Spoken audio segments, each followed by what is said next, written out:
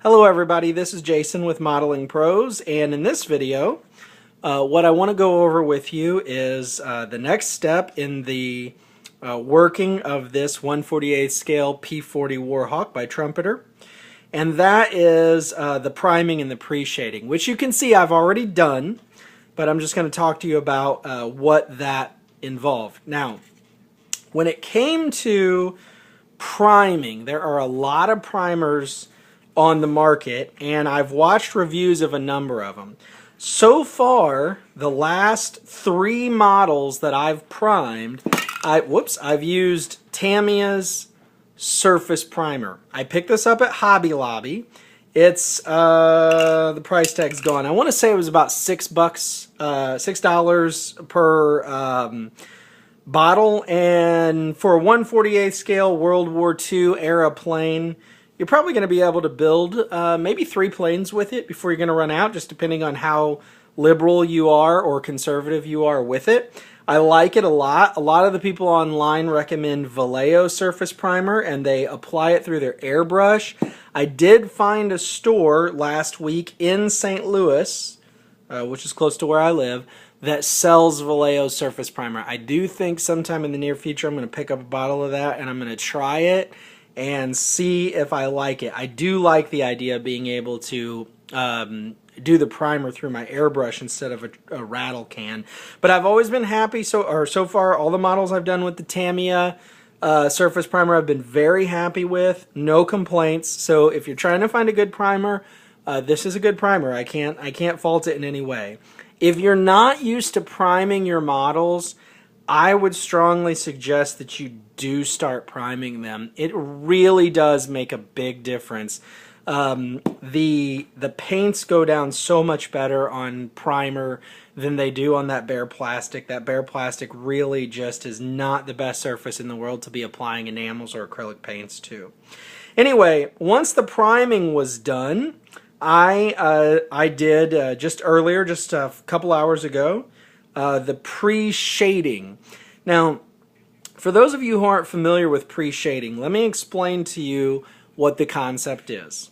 I took my Iwata Neo airbrush. Obviously, you use whatever airbrush you own if you own one. And I'm not sure how pre-shading would look if you didn't do it with an airbrush. So if you don't have an airbrush, again, you probably heard me say before, boy, it's really worth the investment if you want to increase the quality level of your models.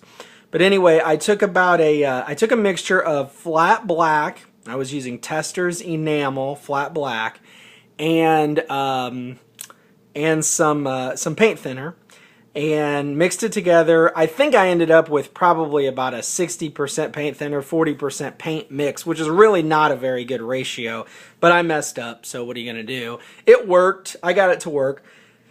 And what I did was, after having primed this, I applied this paint mixture of flat black and thinner to all the panel lines. Okay? I also did it, I don't know how well you're going to be able to see this, but I did it to the leading edges of the wings. Alright? And then I applied some extra here on the fuselage behind where the exhaust vents would be for the engine. Ultimately, that's where they're going to be. And behind the guns. So if you look here, there's extra shading behind the guns. Okay? Here. And you can see there's a lot more shading on these flaps than maybe on other portions of the plane. But basically everywhere there's a panel line, I painted it with this mixture of flat black and paint thinner. Now, what's the point? What is the purpose of doing that? The idea behind this is to create a weathered effect. I'm going to put the paint, the olive drab on top, the neutral gray on bottom, over this pre-shading, over these blackened panel lines and these blackened areas on the fuselage and on the wings. And it's largely going to fade away as I apply the paint, but it will come through. It'll come through a little heavier on the bottom as we're just using a neutral gray on the bottom. It won't come through as heavily on the top because of the dark olive drab that's going to be going over it. But the idea is that once the paint is down, some of that black comes through the paint and causes those places to look worn, weathered, like the plane has flown. Now, this is not meant to be a very precise activity, because weathering does not happen in exactly the same way or the same spot on the plane. So for example, if you could, I don't know how well this is going to show up on the camera, but if you could see it with your eyes as I can, it's darker here than it is here. As I flip it over, my lines are real fine over here. I did a better job of getting fine lines. I was running out of paint here and the lines got a little wider. It was too much thinner and not enough paint. The lines got a little wider. Here I even got a splotch. Here it's a lot heavier behind the guns. It doesn't have to be perfect. In fact, there is no perfect. It just needs to be on there. Weathering does not happen in a uniform way, and so you don't want it to be precise and perfect. You want it to be a little jumbled, a little messy. You want it to be darker in places, lighter in places. There's really not exactly a rhyme or a reason. It's logical to have lines going across here, which I did. I just painted some lines across here, not just where the panel lines are, but just randomly. Again, right here on the rear of the plane, of the wings, there are random lines that are not necessarily where panel lines are.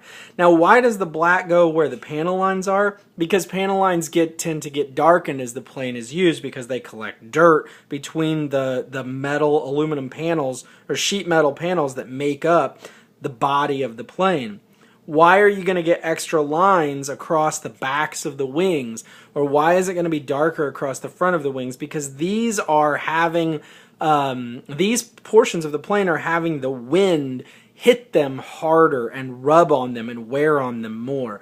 Why are there darker spots behind the guns? Because you can imagine as this plane is firing its weapons, that there is there's the residue of the gun firing that's going to come out of the gun and be blown backward against the wing right behind the guns.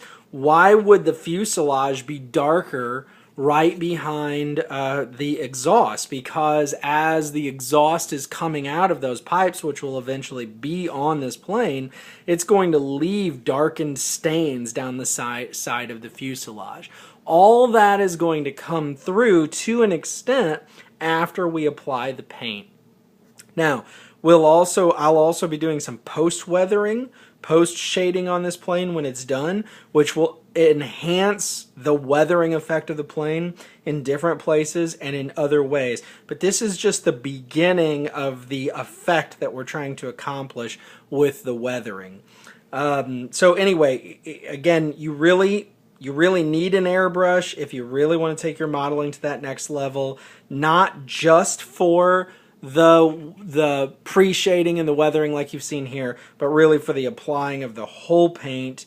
Even if you are currently painting the entire plane with a rattle can of paint, you can't control how thick it goes on. I mean, you can, but not nearly as well. With an airbrush, you can really control just how thick that is, just how much of that weathering comes through.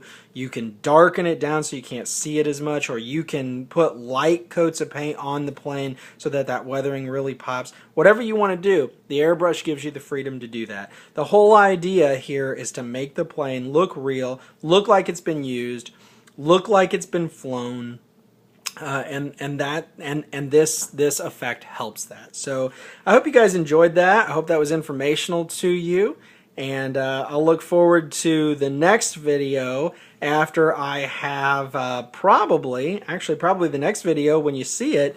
This plane is going to be painted, and I'll kind of go over that with you guys. Okay, thanks for watching. I really appreciate it. Have a great day.